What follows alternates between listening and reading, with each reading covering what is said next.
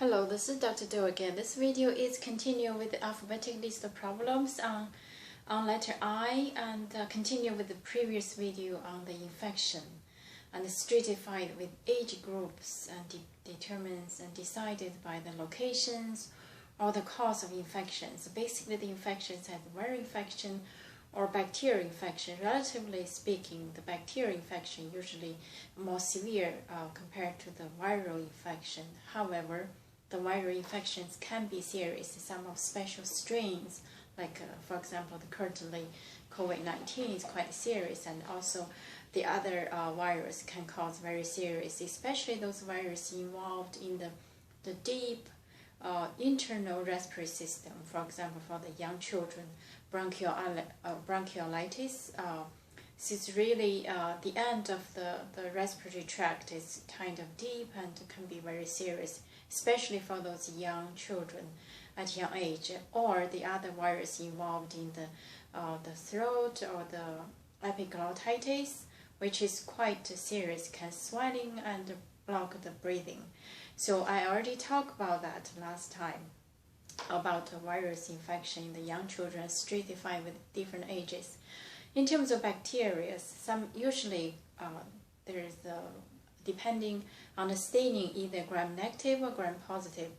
Usually the gram-negative bacteria infect the virulence from the endotoxin, and the gram-positive bacteria, the virulence comes from the exotoxin. This is in general speaking. Of course, there are always exceptions. And usually the exotoxin compared to the endotoxin could be very serious. For example, the E. coli, very common, but there's special strains contain this endotoxin, can cause very serious shock and life-threatening. And the exotoxin, on the other hand, like the tetanus, was infect the body by the exotoxin.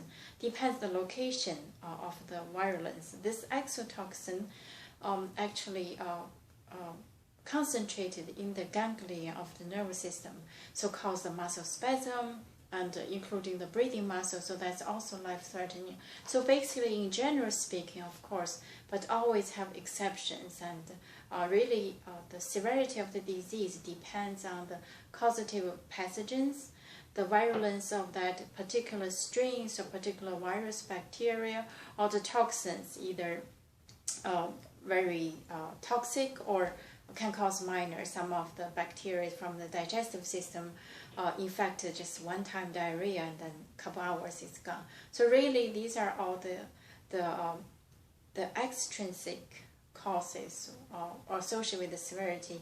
Of course, the other important determining factor is the intrinsic, whether the people who contract these pathogens, either viral, bacteria, has any other comorbidities or have been healthy.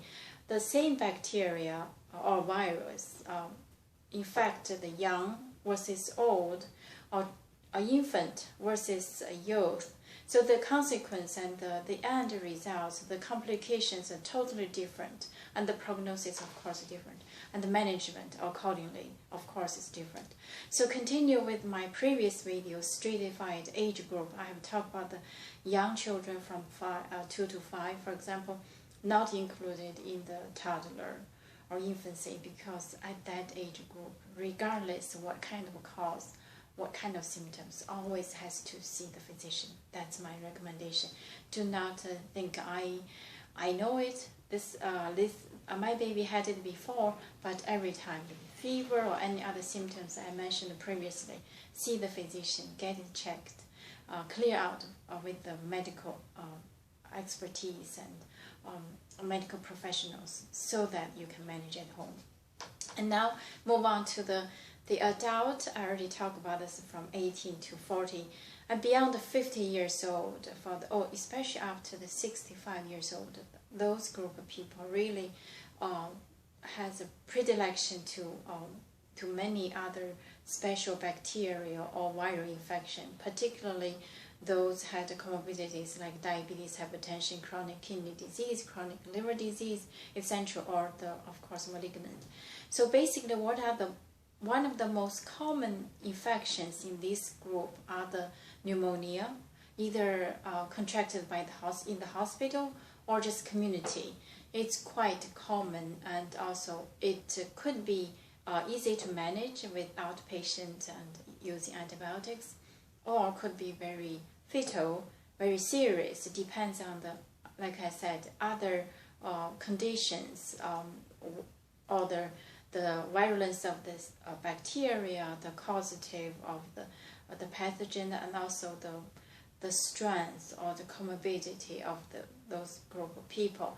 In general, for those older than 65 years old, regardless, either bacterial or the viral infection, particularly for those had pre-existing medical conditions, even though you think it's just coughing or nasal congestion, but I still recommend you to check with your physician, particularly for those who have the sputum or mucus, huge amount of mucus, or if you're a smoker, you have respiratory disease like COPD, asthma, or diabetes, hypertension, chronic liver disease, chronic kidney disease, or post-stroke. All of these people really, regardless of the, you think it's minor, or your family or your caregiver thinks it's minor, but I still think you need to be seeing your physician to get it checked, to make sure nothing serious going on, nothing serious going on, to really treat early, diagnose early, identify the pathogen, and target that pathogen, use the antibiotics to treat.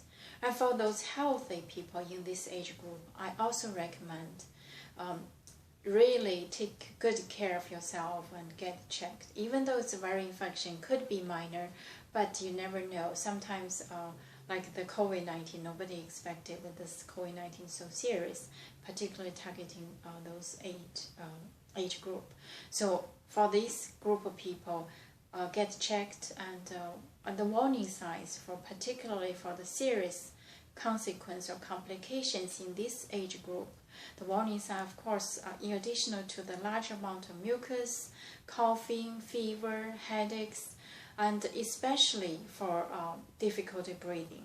Even though you think just episode, just one time you feel difficult breathing, but still there's another one, so still need to get it checked to clear with your medical professions and to get treated and diagnosed. So this is about the infection. I did not go into detail like the staph or strep or some other bacteria, but this is just in general. But for those detailed concept or diagnosis or the lab test, really belong to the hospital or your physician or your clinic or the lab. I'm just talking this as a general for the patient, what you need to know, what kind of alert sign you need to really be alert to see the physician, either emergency or call your physician. So this is the video of the infections as stratified in the age group, and I hope it helps. If you have any comment, I welcome you leave your comment or your any considerations. Thank you for watching. I will see you next time.